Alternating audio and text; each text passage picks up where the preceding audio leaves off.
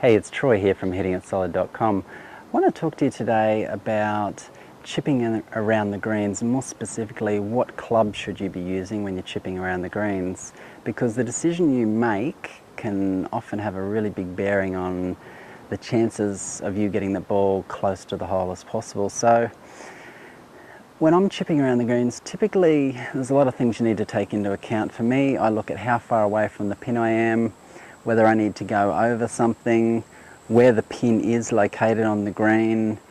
A lot of those factors all come into play. So for the most part, if I'm only a few meters away from the flag, I typically use a sand wedge, and usually I personally use a 56-degree wedge, but you can do it with a 58, possibly even a lob wedge, maybe a 60-degree.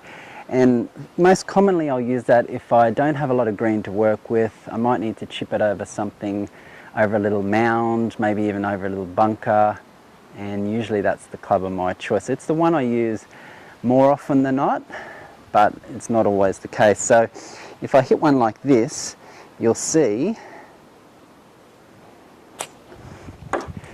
you can see how high that ball's gone. So it's a great option if you're not far from the flag and not much green to work with. That's what I'll use. So if I'm a little bit further away, the next choice I'll make is a pitching wedge. Now I like to use this if I've got a little bit more green to work with and I can see I can get the ball on the green as quick as possible and let it roll out further to the flag. So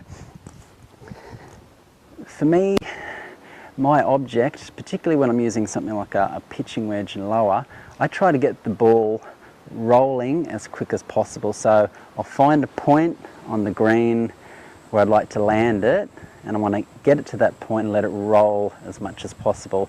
So when I'm using a pitching wedge or lower clubs up to 6-iron, I want it rolling as quickly as possible. So for a pitching wedge, for me personally, anywhere from sort of up to 6 meters, even further than that, sometimes I might use a pitching wedge.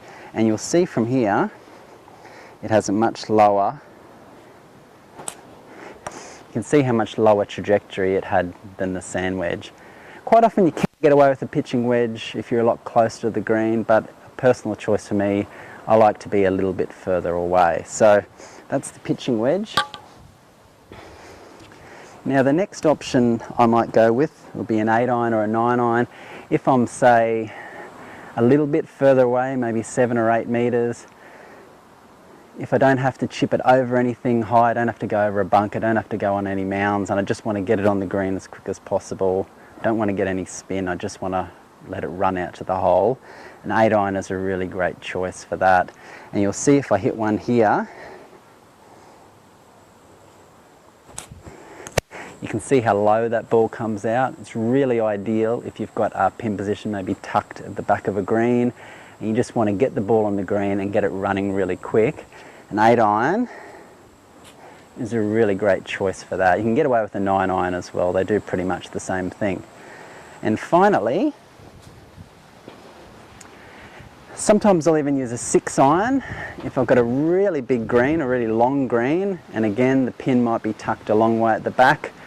It might even be really windy as well. I just want to keep the ball as low as possible. I just want to get it on the green quickly and really let it run and scamper up to the back of the hole. A 6-iron will do a very similar job to an 8-iron, only the ball will travel a lot lower and it'll obviously run a lot further as well. And I'll set up to it the same as the other clubs, and you'll see how low that ball comes off and it'll just run and run. So for me, I use chipping around the greens, I use anywhere from a 6-iron up to a sand wedge. The best thing to do is to practice with every single one of these clubs.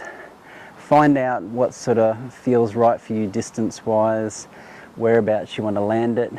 But ideally what you want to be doing is picking a spot for the ball to land on the green and letting it run out to the flag. That's what I try to picture in my head every time I'm choosing a club. Where can I land it and where can the ball run out to get to the flag? So I hope that helps. If you have any questions or comments about what clubs to use around the greens, please let me know. Now you'll see a link at the top of this video. It gives you free access to my 5-day golf swing challenge, which takes you through every part of the golf swing, and it'll fix a lot of those common issues that you've got. So make sure you check that out. Don't forget to subscribe to the channel, If you have any other suggestions for videos that you think would help you out, please let me know. Otherwise, thanks for watching, and I'll talk to you soon. Bye for now.